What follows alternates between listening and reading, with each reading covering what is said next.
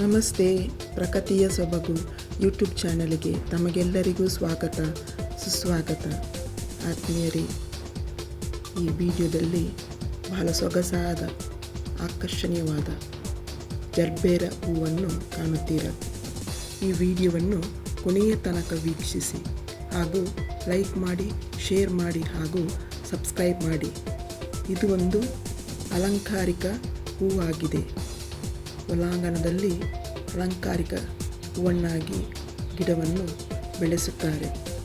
ಬೇಸಿಗೆ ಹಾಗೂ ಚಳಿಗಾಲದ ಸಮಯದಲ್ಲಿ ಈ ಗಿಡ ಹೆಚ್ಚು ಹೂವನ್ನು ಕೊಡುತ್ತದೆ.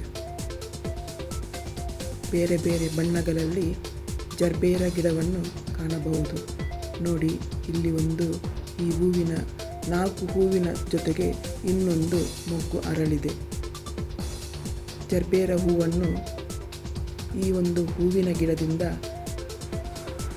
ಬೇಕಾದಷ್ಟು ಸಸಿಗಳನ್ನು ಮಾಡಬಹುದು. ಈ ಸಸಿಗಳನ್ನು ಯಾವ ರೀತಿ ನೆಡಬಹುದು ಎಂಬುದನ್ನು ನಾನು ಮುಂದಿನ ವಿಡಿಯೋದಲ್ಲಿ ತೋರಿಸುತ್ತೇನೆ. ಜರ್ಬೇರ ಹೂಗಳಲ್ಲಿ ಬೇರೆ ಬೇರೆ ಬಣ್ಣದ ಹೂಗಳಿರುತ್ತವೆ. ಬಿಳಿ ಬಣ್ಣ, ಕೆಂಪು ಬಣ್ಣ, ಪಿಂಕ್ ಬಣ್ಣ ಮತ್ತು ಇದು ಒಂದು ಲೈಟ್ ಪಿಂಕ್ ಮತ್ತು ಹಳದಿ ಮಿಶ್ರಿತ ಜರ್ಬೇರ ಹೂವಾಗಿದೆ. ನೋಡಲು ಕೂಡ ಬಹಳ ಸೊಗಸಾದ ಹೂವಾಗಿರುತ್ತದೆ. ಹಾಗೆಯೇ ಈ ಹೂವಿಗೆ ಹೆಚ್ಚು ಬೇಡಿಕೆ ಇದೆ. ನೋಡಿ, ಇಲ್ಲಿ ಕಾಣುವಂಥ ಇನ್ನೊಂದು ಹೂವು ಓಲಿಯಂಡರ್ ಹೂವಿನ ಗಿಡ. ಈ ಹೂವು ಗುಲಾಬಿ, ಬಿಳಿ ಹಾಗೂ ಕೆಂಪು ಬಣ್ಣದ ಹೂಗಳನ್ನು ನಾವು ಈ ಹೂವಿನ ಗಿಡದಲ್ಲಿ ಕಾಣಬಹುದು. ಆದರೆ ಬಹಳ ಎಚ್ಚರಿಕೆ ವಿಷಯ ಏನಂತ ಹೇಳಿದರೆ, ಈ ಗಿಡದ ಎಲ್ಲ ಭಾಗಗಳು ವಿಷಕಾರಿಯಾಗಿವೆ.